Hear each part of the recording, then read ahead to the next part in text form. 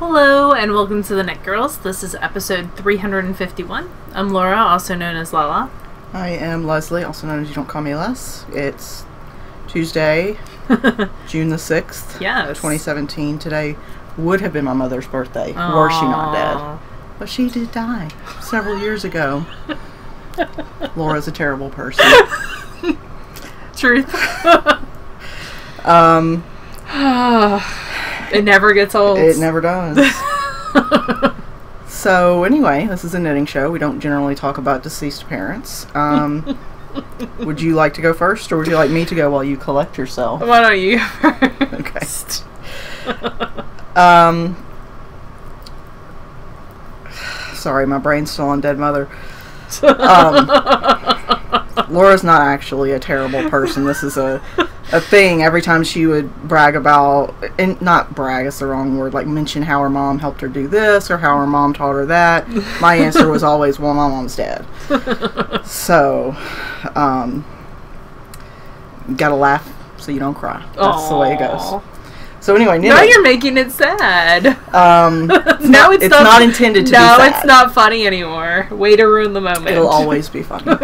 It will always be funny. So the first thing I'm working on in one of my mini Knit Spin Farm bags is my June Desert Vista Dye Works socks. I've almost made it halfway through the year. Huzzah. Yay! And these are in the Ready Player One colorway, which is a reference to a fantastic book written by Ernest Cline.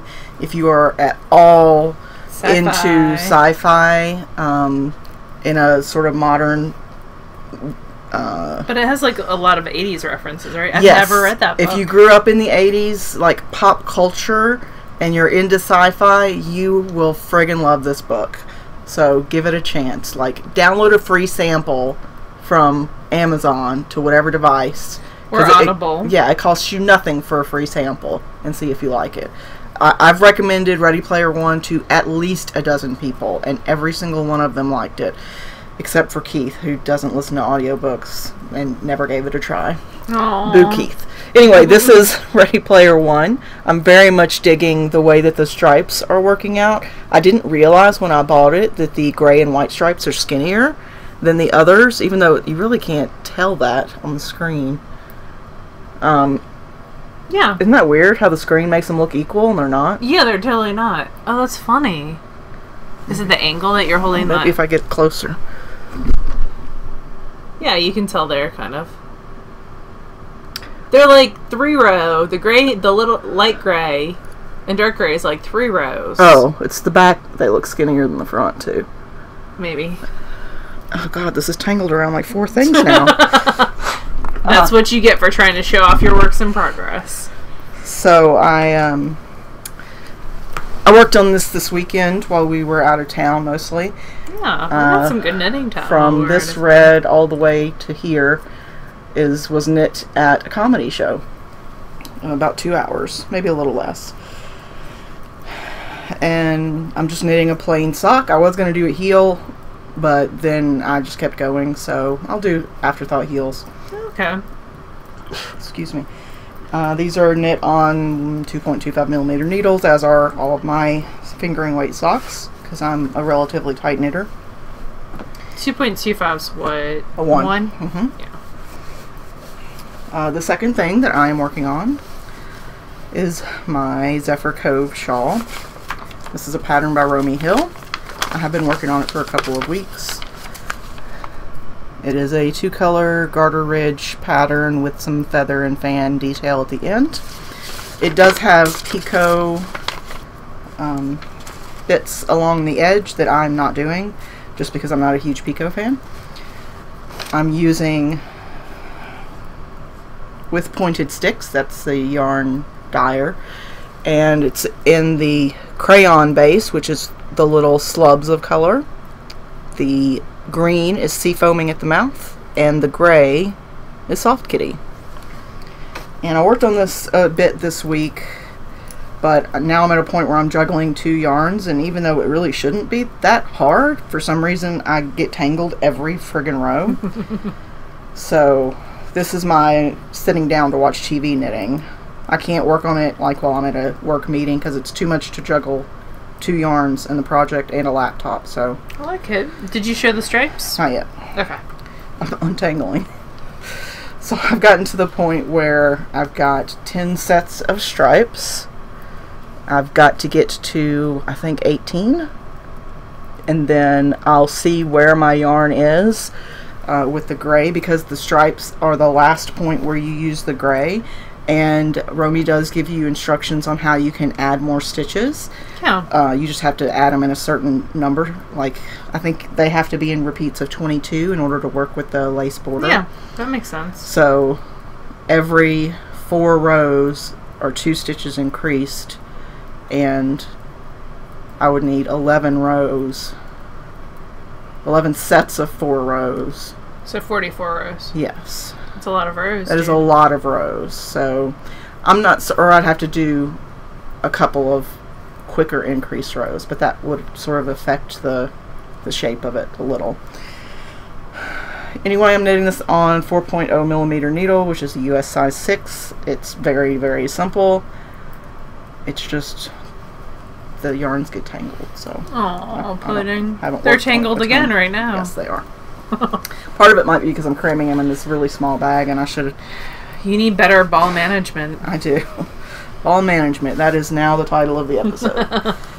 And the last thing I'm working on, I cast on while I was watching Miss Peregrine's Home for Peculiar Children with my son. Which is based on a book trilogy. Mm-hmm. And this is the Birch Sap Shawl by Jenny Faithful. And it is an asymmetrical feather and fan shawl. I do not typically enjoy knitting feather and fan. I think that's an understatement. But I actually am enjoying this. So this yarn is a new one to me. I bought this yarn like 6 months ago and I just haven't used it. This is WIP yarns. And the base is Sakawaka, which is That's an awesome name. a merino nylon base. It reminds me of Fozzie Bear. And it's in the Castle Stone colorway. And it is... Did you buy this online? Yes. I don't remember this purchase. It was like months back. I was here in Mississippi, but it was a while back. Huh. That's So pretty. it's- I like the little pops of color. Yeah, it's gray with like teal and brown and orange pops in it. And I got through almost a full section Ooh, repeat. that's pretty. Yeah, I'm digging how it's coming out. So it's got sections of stockinette, sections of feather and fan, sections of eyelet, and the first section, which was garter. And it's written very simply. She basically gives you directions for the eyelet section and calls it eyelet section. She gives you directions for the feather and fan section and the stockinette section, and then she just says, okay, do the stockinette section once, and then the garter section once, and then this section twice, and then this section once, rather than writing it all out. It makes it simpler to like compartmentalize, for me at least. So I'm knitting this also on a US size 6, which is a 4 millimeter needle, using little piggy stitch markers that Laura got me. Oh, they're cute. I don't know where you got them from. I got them from Canada. It is, let me look at my Etsy because I just purchased them, and I got super cute little kitty ones from there too. So let me find it. She has some really cute stitch markers, but she also has cute tins. Purchases and reviews. I got them from Firefly Notes. So she's got some, I got kitten ones and that fit up to 11.7 millimeters. These are the kitten ones I got.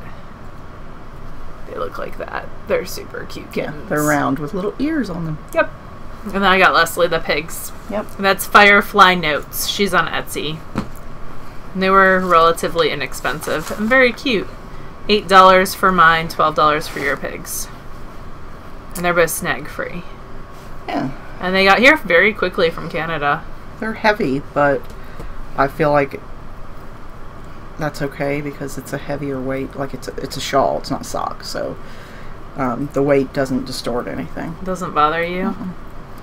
And that's it. Laura's got works in progress and finished objects and spinning. It's like I'm off of work or something. I know. I am knitting on a fade shawl. Which one was this? Free Your Fade. Is it Free Your Fade? Okay. That's what I wrote down. So excellent.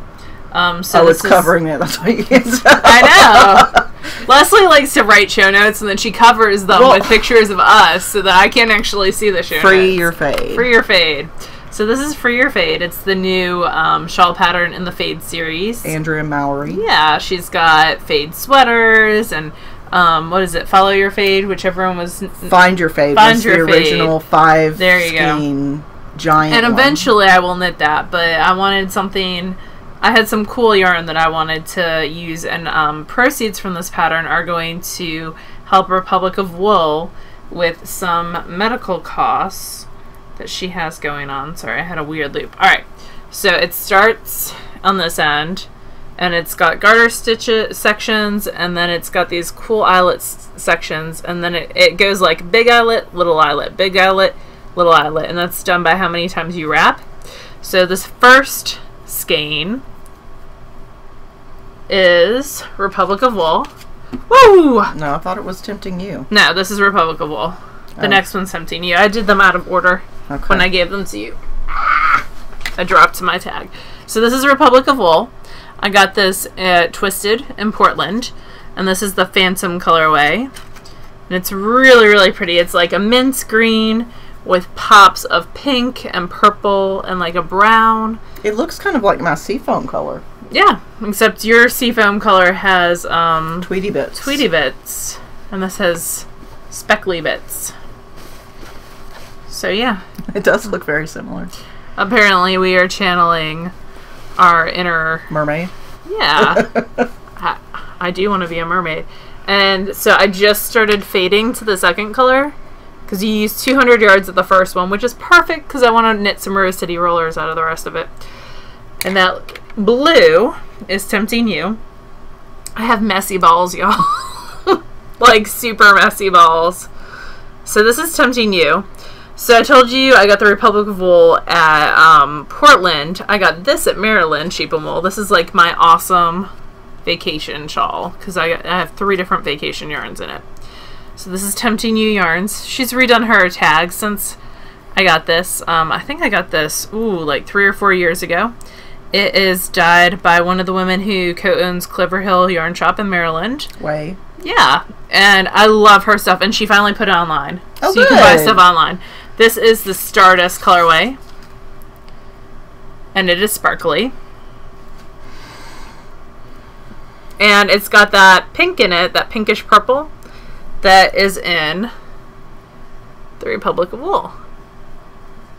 And then the third color, this is like ridiculous messy balls. Give me that.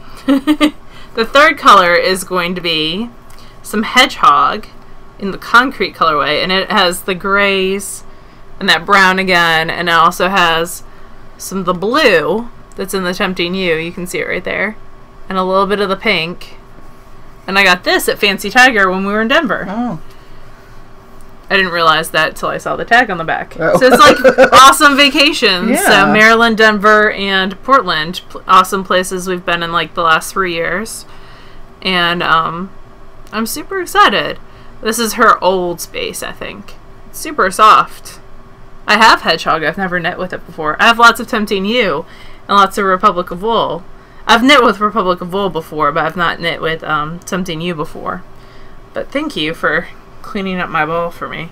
So that is living in this is my other messy ball. So this is the 200 yards or so that I have left as I fade out of the Republic of Wool, so you can see all the bits of color in there. And this is living in a too small bag, but it was I was only doing one color. This is a bag that my friend Lynn Zim made for me, and these little, like, they look like paw prints, but they're really not. They're pandas. And then the inside has kittens. So, very, very cool. Oh, we're getting an Amber Alert. So that is the first thing I have on the needles. The second thing I have on the needles is in a Knit Spin Farm bag. My friend Teresa got me. It's got little hedgehogs on it. And it is a pair of Desert Vista Dye Works socks, shockingly. And these are in Bing and the Andrews sister colorway. So it reminds me of like a pencil, like a school pencil. And I cast these on while we went out to dinner before the Bianca Del Rio concert, and this was all night at the concert. So, again, messy balls. I'm ridiculous. Why can I not wind yarn correctly? I don't... I think I just go too fast. I'm impatient. Really? Shockingly, that is not my favorite thing to do. So, I have a good bit left. I'm going to do a sweet tomato heel with this, I think. Because I've not knit on a sweet tomato heel in a long time. Because the first one I did not fit me correctly, but I was doing it out of DK weight. And so my gauge was off, so this will be better. So that is the plan for that. So those are the 2 works in progress that I have going. I'm trying to get a repeat a night done, at least a repeat a night done on the fade, so that it'll be done in like 18 days. We'll see. I started on Friday. So I feel like I've done decent progress since Friday. How many daily like goals do you have a lot in relation to crafting? A lot. I like to spin 2 ounces a day if I can. And I like to, I'm trying to knit a repeat on that a day. Because I'm not doing, I need to read too, but whatever for work. Finished objects. I do have 2 finished objects. Ooh, your computer's hot. Sorry, the bag I put stuff in has loose strings in the bottom. And now my floor does. And now your floor does. Look, I found so many wrappers in my house from your son on my floor. I claim no responsibility for that. Kobe dog sat for me this week, like for 24 hours so we could go to the concert.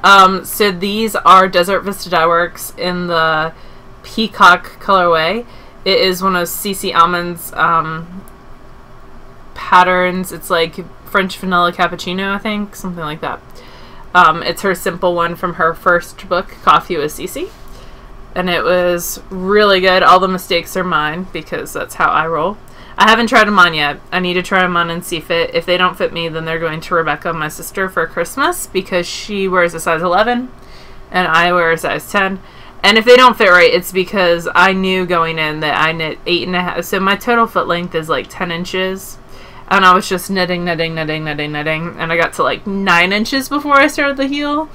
And Cece says that the heel will take 2 inches. But I live in a state of denial where I don't rip things back out. Because if they don't fit me, then they fit back. And it all works out. So those are those. Yeah. And they have dog pearl fur on them as well because that's how we roll in my house. So those are my finished objects. Do you want to talk about... No, you haven't shown your blanket. Oh, I haven't shown my blanket. I finished the bounce blanket. And it's blocked. It's around 30 by 32. Go down a little bit. There you go. Now you can see all the colors. So I used Barocco Vintage and I just carried the yarns up the side. Let's see if you can... Yeah, you can see them a little bit, little blips of color on that side. So I carried the colors up one side. There was one point when I forgot to carry it for a whole like repeat, and so I had to cut the gray and weave in extra ends. But it is what it is. I haven't decided if I think I'm gonna knit another bounce for the other baby in just different colors because I bought different colors to knit the other one in.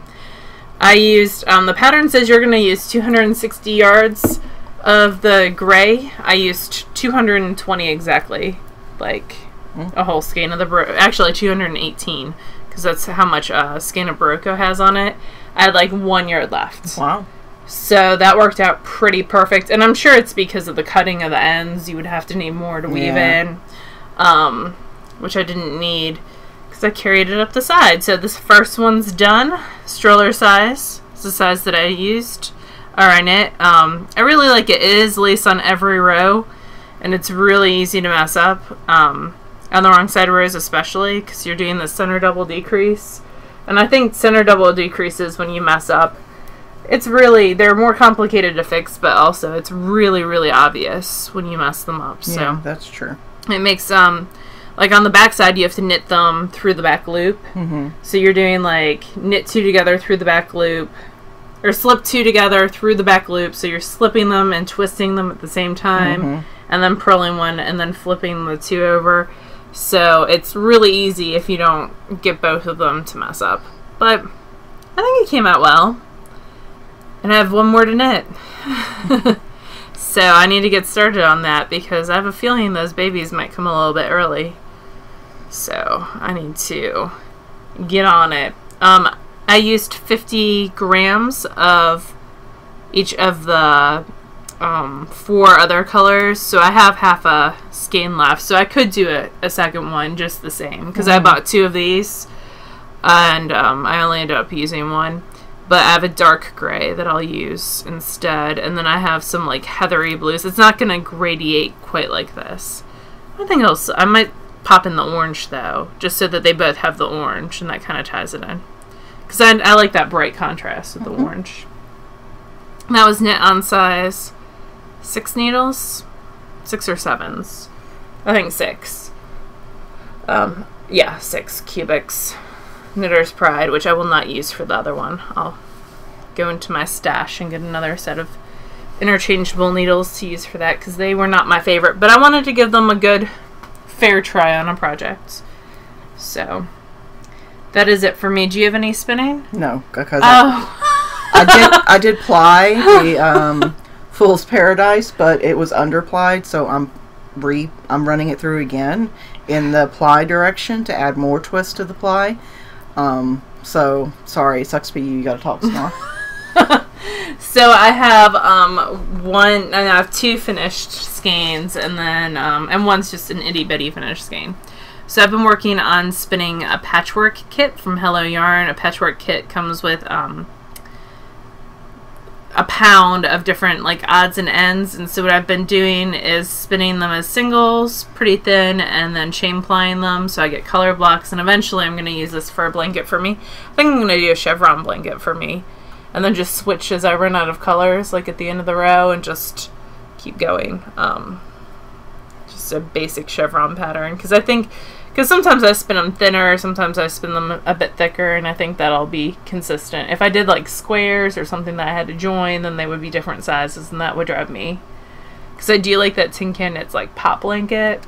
Yeah, I just wonder about if you're doing blocks of color like this and you're doing a chevron, is the goal to have like a stripe of a color, like a thick stripe of a color? No. Okay. Because it wouldn't do that. Right, that was my concern, is that you don't have enough of each color to really establish it. No. It would be like a row. Yeah. Yeah. Okay. Well, as long as you go into it knowing that. Then. Yeah. So this is 75 yards. I could also just do garter. Yeah. I could do garter stripes where I alternate between 2. You could do a garter chevron. I could. Well, yeah, that's probably what I was going to do. Because I like garter. Because it's not purling. So this is 75 yards of chain ply, and you get those blocks of color with chain ply, which is really kind of cool. So that's the first itty bitty finished object. I needed like one more class for Harry Potter, and I was like, what could I do quickly in one day and get decent yardage? And that would be the answer. The other thing that I finished playing today, so it hasn't had its bath, is some Hello Yarn in the Ice Crystals colorway. It's Polworth. I got 520 yards. I might lose some of that to poof. This was spun fractally, so you can see there's a good bit of barber pulling. This is a Patreon prize for P-Hobs. It's really pretty. Yeah. It's very hair colors, and I'm very happy with it. And I was like, man, this is taking a long time to ply today. And then I got done, and it was 520 yards. And I was like, and now I know why. It's 4 ounces. I really think it'll be closer when it's done.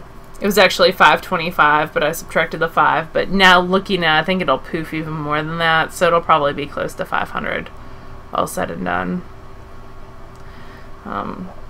So 500 would be like 5% loss.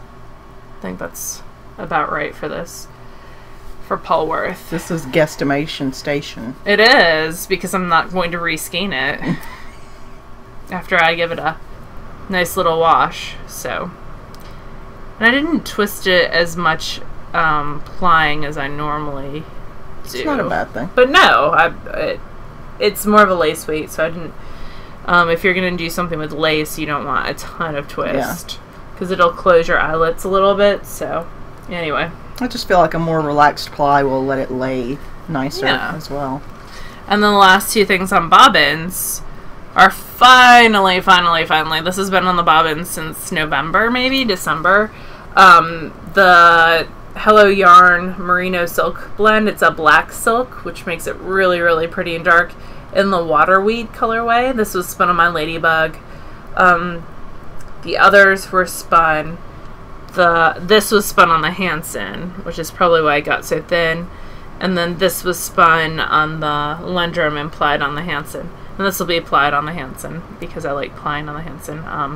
So this is Waterweed. It was spun on the Ladybug. I tried to spin it a little bit thicker because with Silk and I will go very, very, very thin, like 800 yards of a 2-ply, and I didn't want to do that for this because I wanted her to get it at some point in time. So, and my bobbins, my Acreworks bobbins match the color of the Waterweed. It's got a nice sheen to it. Yeah. Silk and I are not friends, so I've forced myself this week to, as I was watching like Amy Florence, then I would spin on this because I like her podcast, and I was a few behind. So I was watching, and as I watched that, then I forced myself to spin on this. Yeah. Because I wanted that wheel for something else. So that is the spinning that I have done this week. That's all the crafting that I've done this week. Hopefully I'll get... Well, I do have some yarn that's still wet. Some spinning that I'll show you guys next week. That's more... I'm not happy with it. We'll see how it comes out when it dries. And we'll talk about that next week. Because I think I effed it up with how I finished it.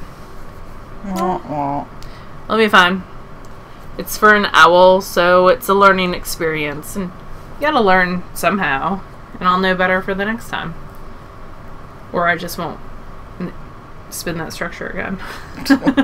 But you learn. Yeah, it's not my favorite structure to knit either, so we'll talk about it next week. What else do we have to talk about?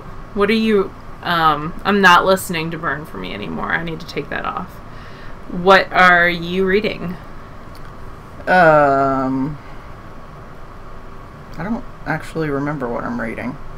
It's some terrible vampire werewolf thing that I wouldn't recommend, so I'll skip even looking up the name of it. Losing my stitch marker.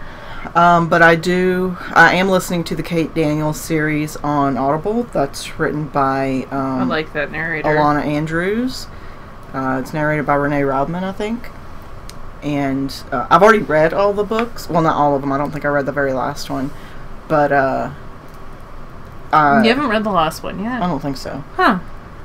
After he left the pack, and yeah, no, I don't think I've read that one. But I'm on the third one now.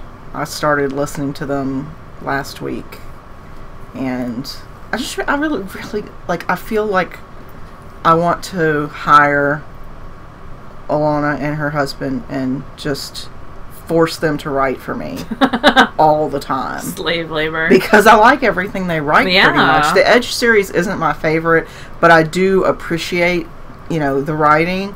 I just prefer the other worlds that they create, especially the Innkeeper ones. I love those. But the Edge feeds into the Innkeeper. But I don't care. They're the same world. But it's not about the Innkeeper, and that's what I want. Okay. She does really good, they, because it's a husband and wife team. Mm-hmm. They do a really good job with creating a strong female character that's not super whiny, that's relatively independent and can think about things besides men, even though they usually throw in a very attractive, bad boy character with a heart of gold. Misunderstood, yeah. The reluctant hero. Yeah, that's a good way of describing it. I don't want to say that they're like a bad boy that they have to change in some way, because they're not changeable characters. Right, that's true. They're very good books, but they do definitely have a romantic element to them. It wouldn't overshadow, categorization-wise, I would definitely put them more of fantasy than romance. But that's funny, because that's not what Amazon puts them. Yeah, Amazon puts them more romance. But yeah, they're definitely, I think, for the majority, more fantasy. But yeah, that's pretty much all I've been listening to. I do have some sewing to do this week because Michael's stupid tattered blanket. Aww. He's got this blanket that his mother bought him before she died, and she died almost 20 years ago. And he's had this blanket ever since. It's not really, it was like a comforter type thing. It was like a comforter from Walmart or something, which I'm not being down on that. That's totally fine, but those don't tend to last 20 years. And this one definitely doesn't. I've redone the batting inside of it twice, and now it's gotten to the point where it won't even hold together. And about a year ago, I replaced the back side of it completely with flannel, like a combed cotton flannel that I got from Joann's, just yardage, and basically added that completely to the back side of it to reinforce it. Yeah. And now the other side's totally torn. So basically, there's just going to be little pieces of that fabric in the middle of flannel. But he doesn't care. He doesn't want to get rid of it. So yeah, well, I understand. So I've got to repair that this week. I've been reading a Devin Monk series that has knitting in it. I'm going to find the name for you. So it's a trilogy, and I read them all very quickly, and I posted... Is it fantasy, or...? It is. It's a paranormal fantasy. It is about a town, and in this town, gods, goddesses go on vacation. So they kind of, like, check their powers at the door, and they can go on vacation. It is called Gods and Ends, is the third in the series, by Devin Monk, and it's got demons and vampires, gods, werewolves, and in the third book, there's knitters that get into a battle with crocheters, and it's got a very funny section, and their signature needles are mentioned. Death and Relaxation is the first one, and it's on sale for 99 cents. Okay, so I highly recommend it. I read all three over the weekend and enjoyed them. They're light, fluffy. They're not super serious. The main character becomes the chief of police when her father, the former chief of police, who also like helps these gods, because it's a big secret that this is where the gods go to chill. She's the person who like enforces, and her father was killed like a year before as Xander, and her like ex-boyfriend comes back, and there's a former love interest that's also involved. So it's a romance, but it's paranormal, and it's pretty good. I enjoyed it. And for I got the first one because it was 99 cents, and you know the first hit's always cheap. First hit's always free. And then you get sucked in, and it's less fun. I also read a really good picture book called Noisy Night. If you have kids that like Brown Bear, what do you see? The repetition type, or it's really more onomatopoeia. This is by Mac Barnett, the guy who wrote the yarn one. Oh, everyone's yelling at the screen. It's a really good one about knitting. Who's the author? Mac Barnett. It's got a white cover and a girl knitting something yarn. And Sam and Dave Dig a Hole's also good. Extra Yarn. Oh, yeah. Which is a really, really good book. And then Sam and Dave Dig a Hole is very good. The New Triangle book's supposed to be really funny. That's by John Klassen, I think, and he and John Klassen did that one. But Noisy Night's cute. It's about an apartment building, and they start on the bottom floor, and they hear a noise, and it's up above, and there's a sheep wearing a scarf at one point. It's cute. So that's very good. And I'm listening to Rick Riordan's new book in the Trials of Apollo series called The Dark Prophecy, and I'm enjoying that. I'm on part 2 of 10. So it's a library. 2 hours. Yeah, I'm 2 hours in on that. But I'm enjoying that as well. I like Rick Riordan. I like his writing style. He's very irreverent, and he does a lot of Greek mythology. Irreverent? Irreverent. There you go. I was going to say, don't insult the man. There you go. But he's funny, and he does a lot of knitting elements in some of his. Like, the first book is The Lightning Thief, and it's got the 3 fates knit the socks of death. Is one of the chapters. Went fuzzy. There we go. So, I enjoy his stuff as well. Anyway, that's what I've been reading. We have an SSK announcement. Yes. But before that, this past weekend, we went to a Bianca Del Rio show. She was the winner of RuPaul's Drag Race Season 6. And she does a comedy show. It was my first comedy show ever. I've been to a couple before, but none like insult comic like Bianca is. Yeah, so she's an insult comic, kind of Don Rickles type vein. And it was very, very funny. It was so funny that, like, my cheeks hurt at the end of the night from laughing so much. But definitely, we went to Nashville for it. It's like the second to last stop on her. She's got 2 more. It's like tour. Boise, Idaho, and somewhere in Wisconsin. Yep. So it was lots of fun. It was a good time. There's pictures on my Instagram. Yes. We had dinner at Fleet Street Pub. And yeah, that was good. It's this little hole-in-the-wall, like, British pub in the middle of Nashville. And then at the end of the show, Bianca told everyone she was going to X bar, this specific bar, come hang out. And Laura and I were both like, yeah, we're old ladies. It's not happening. Because it was though like it would be fun. 10:30 at night at that point. And Nina Bonina Brown, who is on Drag Race Season 9, was going to be there as well. Yeah. But anyway, it was tons of fun. We had a great time, and we knit the whole time.